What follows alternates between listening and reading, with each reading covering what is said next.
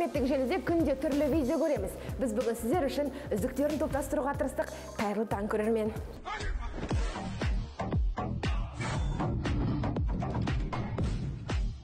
Бұл трендті қазір желі қолданушыларының басым бөлігі қайталайды. Жұлдыздар да қалыспады.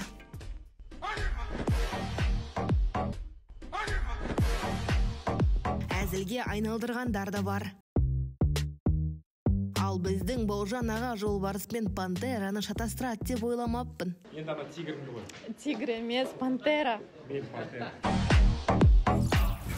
Егер олардың түстері мына автобустағы арулардығы секілді бірдей болса, түсінерем. Жарайды, әйтеуір бәрі бірдей киініп жүрсе де, өз бақыттарын тауып кетсе болғаны.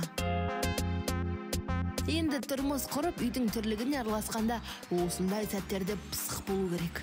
Енді палауды мән істеп атым, майда түйіп қойыппын. Дұрыс айтады, ысыраптан аулақ болған жөн. Жарадыңыз, бірақ мына балақай сияқты сіз де мақтағанды көтіре алмай қалмаңыз. Бастысы қандай жағдай болмасын, көңіл күйіңізді түсірмеңіз. Комментаторларда керемет қолдау көрсетеді.